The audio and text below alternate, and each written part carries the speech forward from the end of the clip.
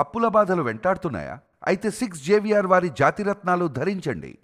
నమస్తే, welcome to మనం TV. నేను మీ పవన్ బెస్వాడ. మనతో పాటు సీనియర్ జర్నలిస్ట్ కట్ట కార్తిక్ గారు ఉన్నారు. ఆయనతో మాట్లాడదాం. నమస్తే. నమస్తే పవన్.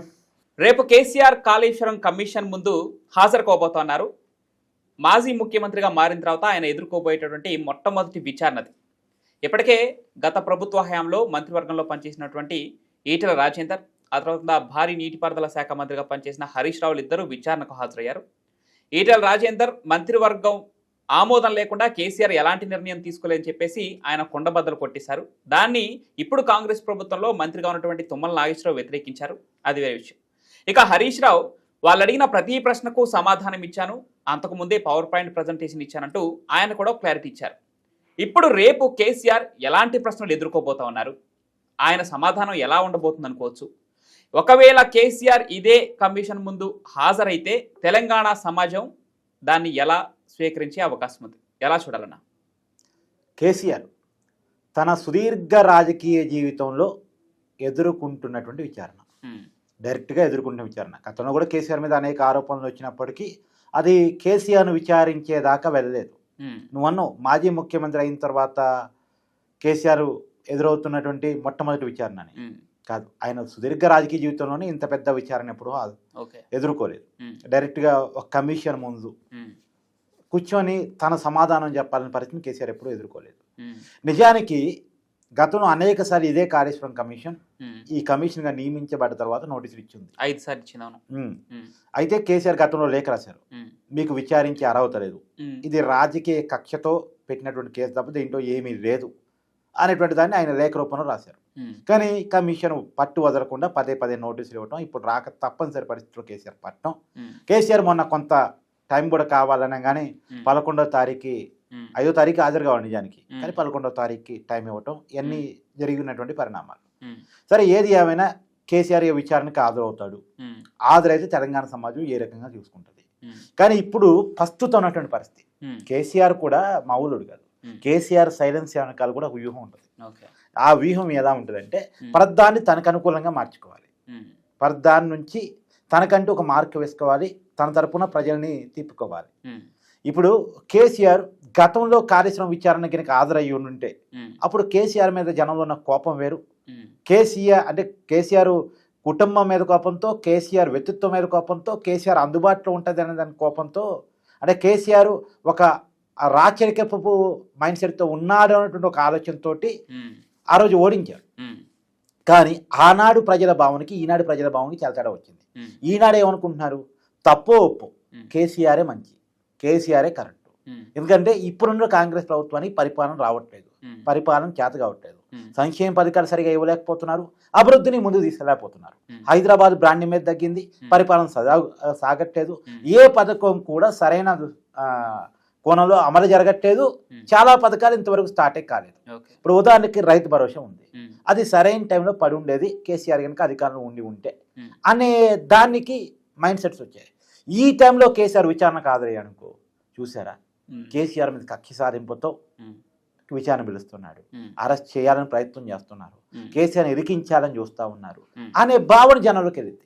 అదే కేసీఆర్ మీద ప్రజల్లో ఒక నెగిటివ్ నేరేషన్ ఉన్న టైంలో కనుక కేసీఆర్ విచారణ హాజరైతే తెలంగాణ డబ్బులన్నీ తగలబెట్టేశాడు, తెలంగాణకి అన్యాయం చేసి పడేశాడు, డబ్బులు పెద్ద ఎత్తున దోచేశారు కాళేశ్వరం పేరుతోటి. అది కేసీఆర్ కుటుంబం డబ్బులు కమిషన్ రూపంలో పొందటానికి ఏర్పాటు చేసుకున్న ప్రాజెక్టు తప్ప తెలంగాణ ప్రజల కోసం ఏర్పాటు చేసిన ప్రాజెక్ట్ కాదు అనేది గతంలో ఉండేది. కానీ ఇవాళ కాళేశ్వరం ప్రాజెక్టు చాలా మంచి ప్రాజెక్టు, ఈ ప్రపంచంలోనే అతిపెద్ద ఎత్తిపోతల పథకం. ఇవాళ దాని ఫలితంగా కొన్ని లక్షలాది ఎకరాలు సాగవుతున్నాయి. ఒక నెరేటివ్ని తెలంగాణ ప్రజల్లోకి బిల్డ్ చేశారు కేసీఆర్.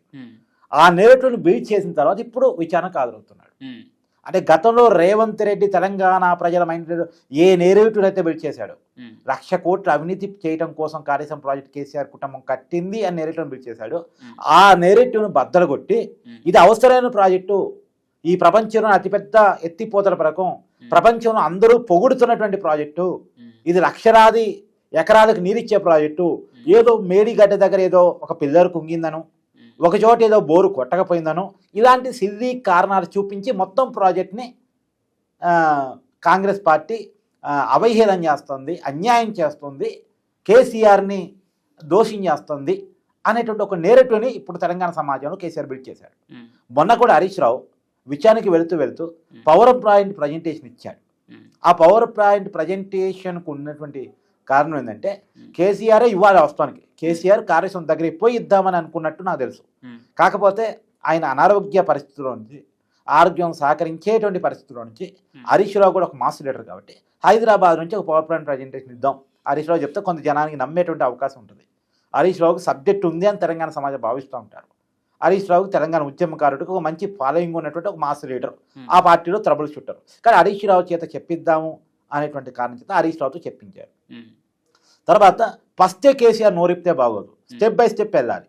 అందుకని హరీష్ రావుతో మొట్టమొదటిగా చెప్పించారు, రేపటి రోజున కేసీఆర్ ఒక ప్రజెంటేషన్ పెట్టవచ్చు కాక. ఇది కేసీఆర్ విచారణకు హాజరై వచ్చిన తర్వాత అసలు కాళేశ్వరం ప్రాజెక్ట్ ఏంది, గతంలో నేను అసెంబ్లీలో చెప్పింది ఏంది, ఇంకా గతంలో అసెంబ్లీలో పవర్ పాయింట్ ప్రజెంటేషన్ కేసీఆర్ ఇచ్చారు, దానికి చెప్పింది ఏంది, ఇవాళ ఆ ప్రాజెక్టు వల్ల ఎన్ని లక్షల ఎకరాలు సాగవుతూ ఉన్నాయి.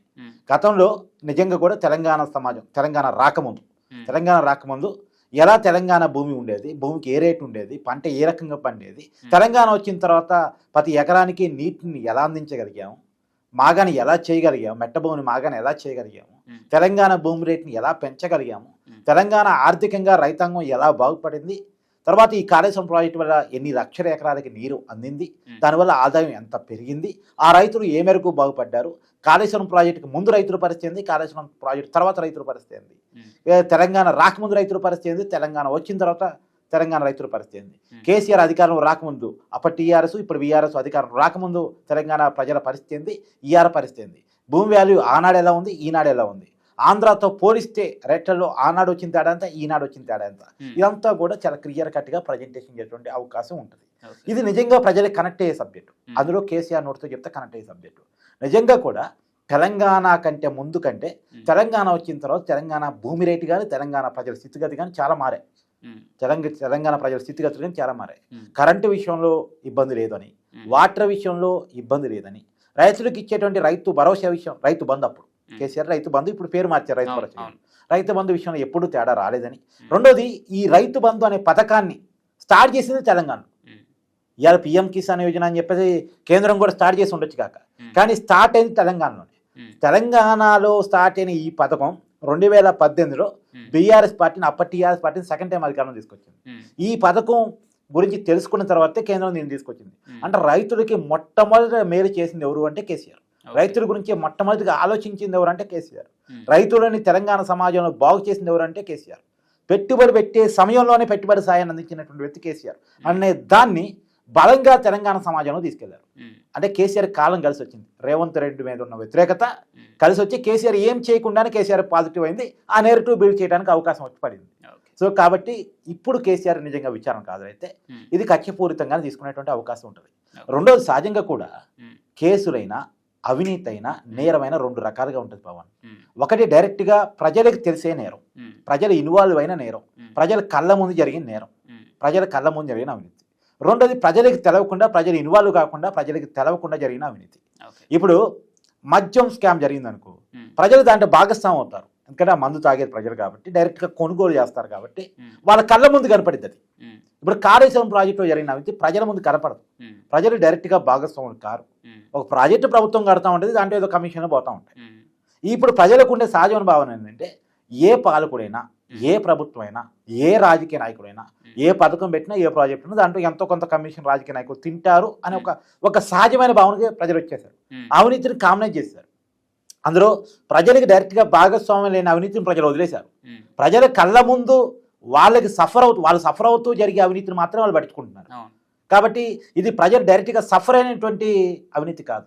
రెండోది ప్రజలకు ఉపయోగపడుతూ చేసిన అవినీతి, ప్రజలకి వాటర్ ఇస్తూ వీళ్ళు చేసుకున్న అవినీతి కావచ్చు కాక. అవినీతి జరిగిందా లేదా విచారణ చేయాలి. ఒకవేళ అవినీతి జరిగి ఉంటే అవినీతి ప్రజలకు ఒక మంచి చేస్తూ ఆ మంచి చేసే క్రమంలో డబ్బులు తింటాం. కాబట్టి ఇది పాజిటివ్ ఇమేజ్నే కేసీఆర్ కల్పిస్తుంది. కేసీఆర్ని కనుక ఇబ్బంది పెట్టినా, అరెస్ట్ చేసినా, లేదా ఇంకో రకం చేసినా, తర్వాత కేసీఆర్ ఈ వయసులో ఇంత విచారణకు ఆదరై ఇబ్బందులు పడితే మాత్రం కేసీఆర్ చేసిన తప్పేంటి?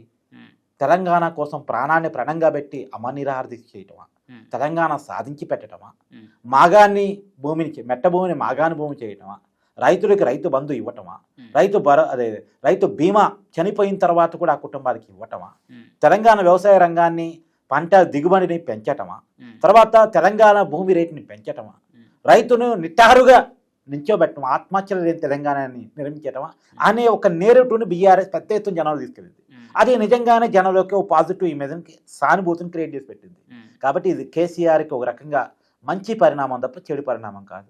సో కాబట్టి కేసీఆర్ చాలా తెలివిగా ఉమ్, తనకు వ్యతిరేకత ఉన్న సమయంలో ఉమ్, విచారణ స్కిప్ చేసి ఉమ్. తనకు పాజిటివ్ ఇమేజ్ బిల్డ్ అయ్యే టైంలో విచారణకు హాజరవుతున్నారు. ఓకే, రైట్ అన్న, థ్యాంక్ యూ.